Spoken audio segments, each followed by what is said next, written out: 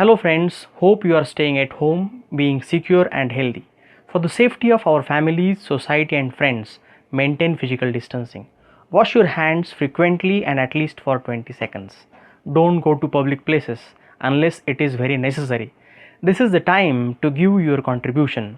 So let's come forward and follow the instructions given by government. COVID-19 has turned the world upside down. All sectors, including the education sector, have been drastically affected. The world is searching for new strategies to cope with this pandemic and its aftermath. Educational institutions are now looking at online teaching learning as a window of hope.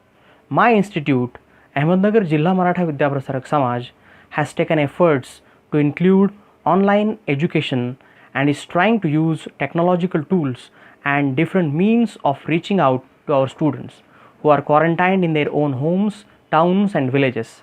Teachers of different subjects have prepared their e-learning content in the form of videos, PPTs, and Google Forms.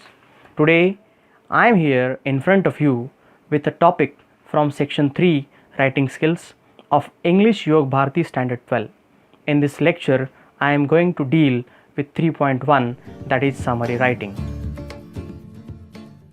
Students, it is said that well-defined and articulated learning objectives are important because they provide students with a clear purpose to focus their learning efforts. While preparing myself for this unit, I thought about what I want my students to learn during this lecture. So friends, after completing this lesson, you will be able to define summary, you will be able to list the steps for creating a summary, and you will be able to create a sample summary. So what is summary?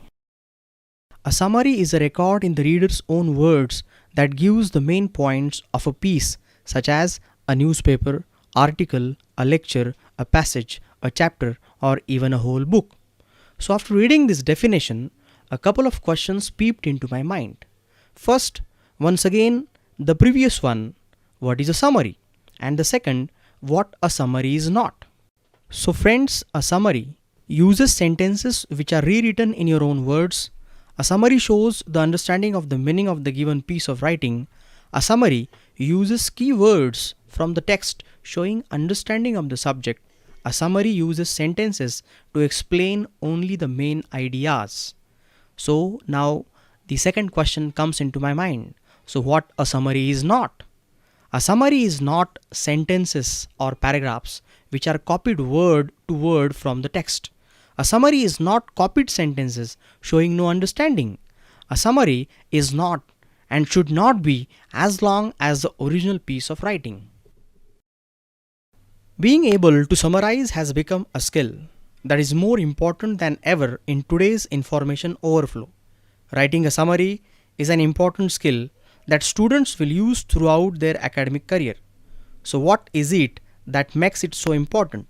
First one, it enhances communication by eliminating redundancy without omitting important information. Then, it is one of the elementary principles of writing. Then, to speak what is required and to write what is necessary is a requisite towards the development of language skills.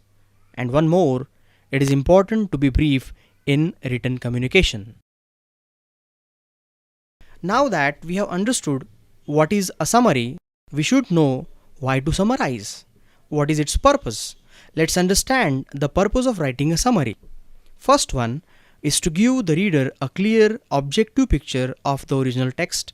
And second one, its purpose is to restate only the main points of a text or a lecture without giving examples or details such as dates, numbers, or statistics. The purpose of summary writing is to convey an understanding of the piece of writing you have read. Thus, for your readers, your summary functions as a substitute for the piece of writing. So, in order to avoid any misrepresentation, you need to be very careful while drafting your summary. So, here it becomes necessary to see what are the do's of summary writing. First one, read and reread the passage. The most frequently used reading strategies are identifying the main ideas and skip the unknown words, reprocess information to clarify meaning, and reread for clarification. The second is to understand. Understanding of the given piece of writing, identifying the main points, and then restating in your own words is required. The third point is read the instructions. Reading instructions before going for a summary writing is very essential. For example, there is a question. Write a brief summary of the above extract with the help of the points given below and suggest a suitable title. So you need to concentrate on the points provided, and accordingly you have to summarize the passage. The second part of the instruction, that is suggesting a title, is sometimes missed by the students. Giving a suitable title is very important.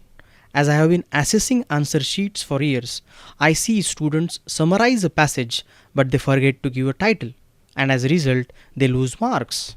So read instructions carefully. The next point is find exactly what you need to summarize. Students, it is already stated into the question. For example, write a summary of the above extract focusing on the work of the Archaeological Survey of India. So in the given passage, you need to focus on the work done by Archaeological Survey of India. The next point is identify the main idea through the process of asking questions. Students can identify the main ideas by asking questions such as what is the paragraph about, what does the writer want to convey, and so on. Point number 6 is form short sentences on your own. Students, while summarizing, you should combine information that is located in different sentences, paragraphs, or pages of the text, and then you have to form short sentences of that information. Point number 7 is connect the sentences using linkers. Now, what are linkers? Linkers are words or phrases to bring ideas together. In terms of grammar, they connect words and sentences. Examples of linkers are and, in addition, as well as, also, to, furthermore, moreover, besides, etc. While summarizing, students, you have to take help of these linkers. Now, the next point is remove redundant words and sentences from the key sentences. Now, we have to follow few strategies while removing redundant words and sentences. Now, what are those strategies? First one, emphasize with care. Avoid phrases like exactly the same, absolutely, extremely significant, and very unique. Second strategy is don't say the same thing twice. Then avoid double negatives. For example, not unlikely, not insignificant, etc. Then be precise and not vague. And the last one is eliminate redundant words and phrases such as due to the fact that, or in order to determine, etc. Then the remaining two do's, omit details and avoid your own interpretations. Students, already in the previous slides, we have talked about these do's. Now friends, we have gone through what to do while summarizing. Now it's time to see what not to do while summarizing. First one is do not include the unnecessary stuff or details. Second one is do not exclude the main ideas. Third one is don't add your own interpretation or ideas. Then don't comment on any point provided in the writing. Then do not give examples given in the passage. So these are the don'ts of summary writing. So after going through all these slides, once again a question comes to my mind. What a summary should be like? So it should be designed like an umbrella, covering only the subject and nothing beyond it. So friends, I think for today we should stop here. In this lecture, we have learned about what is summary, what is the importance and purpose of summary, the do's and don'ts of summary. See you in the next lecture. Thank you.